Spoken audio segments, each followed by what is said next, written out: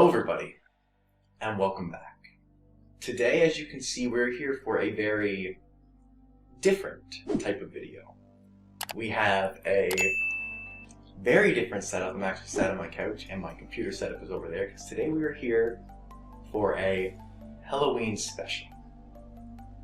Today I'm going to be bringing you guys a Yu-Gi-Oh! Creepypasta. It is not speed duel related, but hopefully it gets you in the Halloween mood. So without further ado, let's get into the video. Devil Necrorebo, a Yu-Gi-Oh! Creepypasta. I've always liked playing Yu-Gi-Oh! Sometimes other card games, but mostly Yu-Gi-Oh! I like to go to yard sales in my small city suburb in hopes to find a box or two of thrown out cards. Sometimes these kids will get cards that they don't know the value of and hate the look of, so they'll stick it in a box until 4 years later and it's worth hundreds of dollars. I've made a bit of money selling those cards to some of the game stores around town and sometimes keep them for my own decks. One day in a strange, rich neighborhood, I'd followed the signs to a yard sale. These signs were in Comic Sans and printed in red, like blood.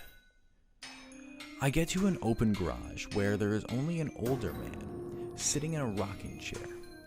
I park perfectly and get out.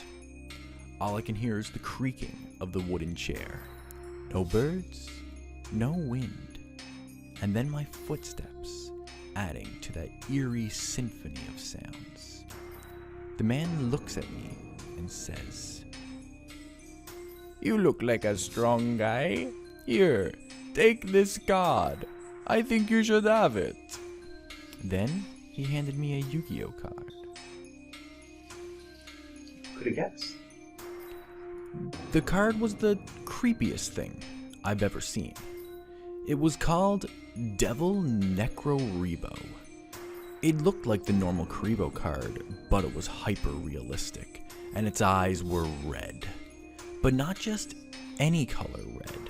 They were blood red. I read the card text. It had 0 attack, 0 defense, but its effect said, "You may discard this card from your hand, and if you do, your opponent lose." And then they die.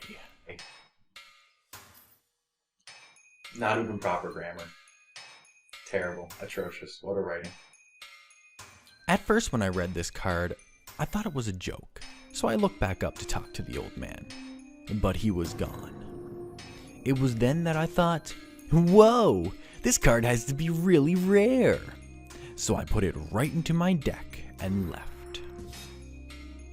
That's what you do, kids. You go, you get scammed, you get a fake card, and you think, damn man, I gotta play this against my friend. That's how you get them. That's how you get them.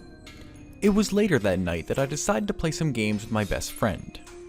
As I said, you get that nice fake card and you go beat your friend. Just like when you used to get all those fake cards back in the day and you used to summon your Biggie Rodius. Good times, good times. He wasn't as popular as me, but he was pretty cool. Both of us were really well-known top duelists in our town. People would recognize us on the street and stop for pictures. Sorry, I don't mean to brag, but it's important for the story.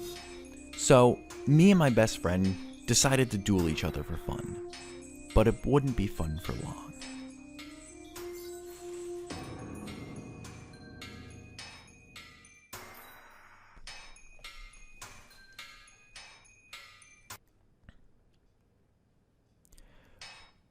We started the duel and my friend was getting the upper hand. I was starting to sweat, and then I drew my card for turn, and it was Devil Necrorebo. I realized I had to play it now or I would lose the duel. So I told my friend, "It looks like I'm gonna win this duel, friend." And then I discarded Devil Necrorebo.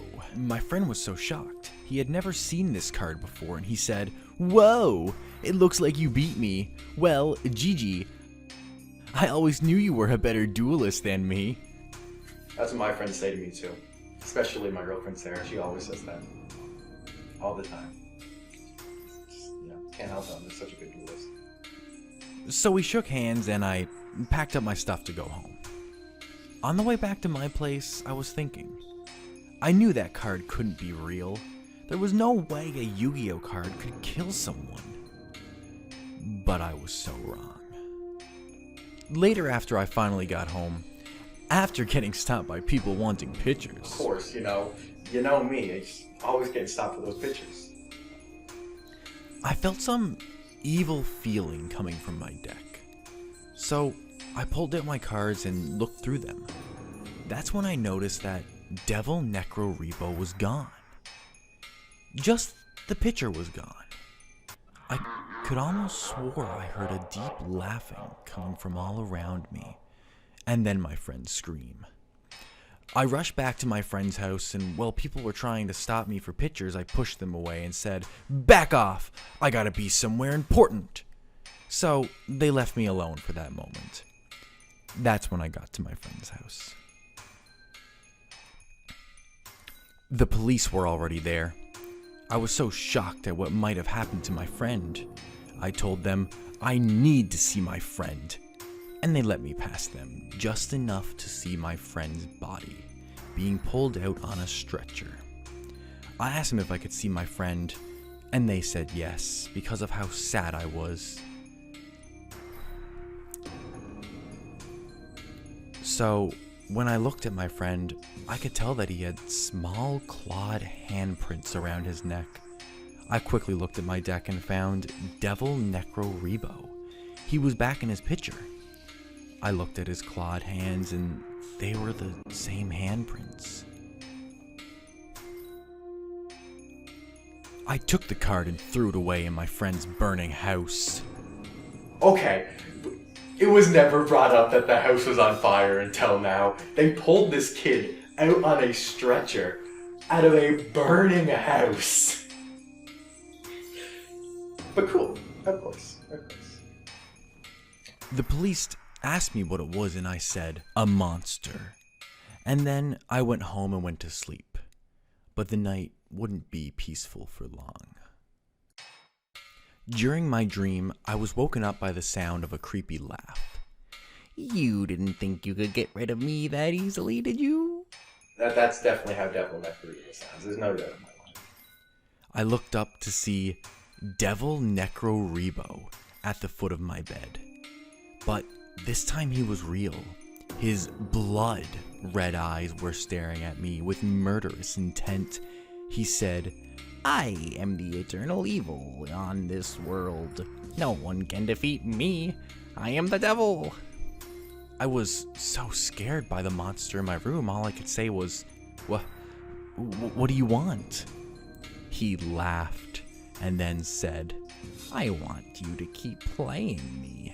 I need more souls like your friend. The souls of duelists will fuel me so I can return from hell and rule over this world again." I asked, "And what if I say no?" He said, "You don't have a choice. Look at my card text." That's when I saw that the card text also said, "If you don't use this card in a duel, you will die." Wow, imagine. This is the epitome of a Yu-Gi-Oh player.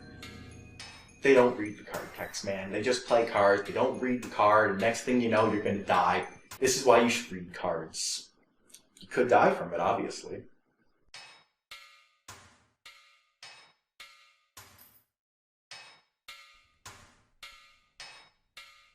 I was stuck in a contract with Devil Necro Rebo, but I couldn't kill anyone like my friend. The pain would be too much, so I told him, "No, I will never use you again." The monster must have been in shock because he stared at me, not saying anything, and I thought I defeated him. But then he said, "Then you will die," and he lunged for me. Then I die. Let this be a lesson. Never buy Yu-Gi-Oh cards from a yard sale. This note was found on the floor of a well-known duelist's body. What? That is what it says. This note was found on the floor of a well-known duelist's body. Next to it was a deck with a rare card called Devil Necro. I think I know. So, are you scared? This was a Yu-Gi-Oh! Creepypasta, and it was wrote by someone, and it was wrote by Scary Stormy. Yeah, this was very interesting. I don't think the lesson was not to buy Yu-Gi-Oh! Cards from a yard sale. I think you should buy Yu-Gi-Oh! Cards from yard sales. You know, you never know what you may find. I think the lesson is read your fucking cards, man. You know, it's a classic Yu-Gi-Oh! blunder. You gotta read your fucking cards. Look, you might die. Hope you guys enjoyed this little Yu-Gi-Oh! special. It was fun, you know. Happy Halloween to everyone.